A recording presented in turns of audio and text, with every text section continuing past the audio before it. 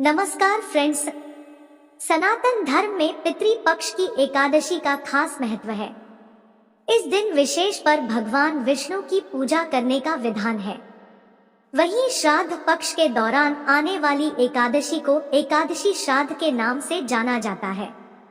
इस दिन लोग अपने पूर्वजों को विधि विधान के अनुसार तर्पण देते हैं, जिससे उनकी आत्मा को मुक्ति मिलती है।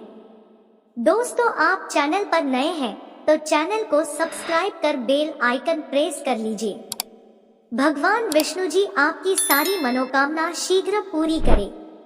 पितृपक्ष में पड़ने वाली एकादशी को इंदिरा एकादशी के नाम से जानते हैं। मान्यता है कि इंदिरा एकादशी का व्रत रखना, भगवान विष्णु की पूजा और इंदिरा एकादशी व्रत कथा सुनना पुण्यकारी होता है। कहते हैं कि इस व्रत को रखने से पितरों को मोक्ष की प्राप्ति होती है।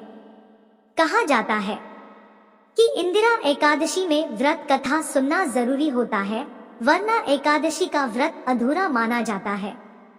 जानते हैं पितृपक्ष एकादशी तिथि और समय। एकादशी तिथि आरंभ होगी 9 अक्टूबर 2012 बजकर 36 मिनट से। एकादशी तिथि समाप्त 10 अक्टूबर 2003 बजकर 8 मिनट तक। दोस्तों, वीडियो को लाइक कीजिए ताकि आपके एक लाइक से मुझे मोटिवेशन मिले। जानते हैं इंदिरा एकादशी की व्रत कथा। पौराणिक कथाओं के अनुसार सतयुग में महिष्मती नाम का एक नगर था, जिसका राजा इंद्रसेन था। इंद्रसेन एक बहुत ही प्रतापी राजा था। राजा अपनी प्रजा का पालन पोषण अपनी संतान के समान करते था। राजा के राज में किसी को भी किसी चीज की कमी नहीं थी। राजा भगवान विष्णु का परम उपासक था। एक दिन अचानक नारद मुनि का राजा इंद्रसेन की सभा में आगमन हुआ। नारद मुनि राजा के पिता का संदेश लेकर पहुंचे थे। राजा के पिता ने कहा था कि पूर्व जन्म में किसी भूल के कारण वह यमलोक में ही है। यमलोक से मुक्ति से के लिए उनके पुत्र को इंदिरा एकादशी का व्रत करना होगा, ताकि उन्हें मोक्ष मिल सके। पिता का संदेश सुनकर राजा इंद्रसेन ने नारद जी से इंदिरा एकादशी व्रत के बारे में बताने को कहा। तब नारद जी ने कहा कि यह एकादशी आश्विन मास के कृष्ण पक्ष की एकादशी तिथि को पड़ती है।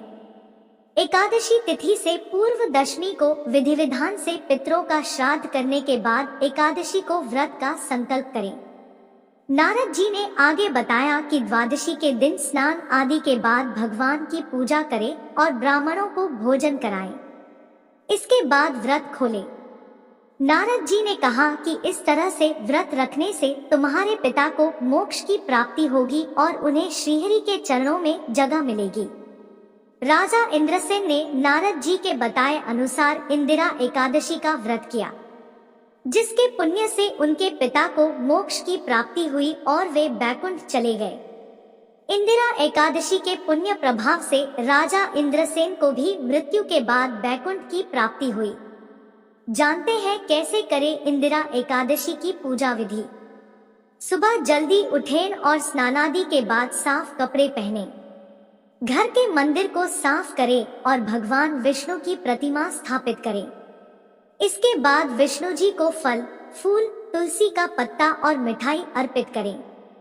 भागवत गीता या उनके मंत्रों का जाप करें। इसके बाद श्रीहरि की श्रद्धा पूर्वक आरती उतारें। मान्यता है कि एकादशी व्रत के दिन व्रती को तुलसी का पत्ता नहीं तोड़ना चाहिए। एकादशी व्रत में सात्विक भोजन बनाएं और ब्राह्मण को भोजन कराएं। इसके साथ ही गाय, कौवा, कुत्ता और चींटियों के लिए भोजन जरूर निकालें। दोस्तों, पितृपक्ष एकादशी में भूलकर भी न करें काम। पितृपक्ष एकादशी में तेल का दान न करें। ऐसा करने से गरीबी आती है। पितृपक्ष में पुराने कपड़े न करें दान। ऐसा करने से पितृदेवता नाराज होते हैं। पितृपक्ष में बेकार और झूठा भोजन का न करें दान। ऐसा करना अशुभ प्रभाव डाल सकता है। पितृपक्ष में लोहे के बर्तन न करें दान। ऐसा करने से पितृ ऋण बढ़ जाता है। पितृपक्ष में काले कपड़ों का दान न करें। ऐसा करने से घर में अशांति आती है। दोस्तों, जानकारी अच्छी लगी हो तो वीडियो को लाइक और चैनल को सब्सक्राइब कर लीजिए।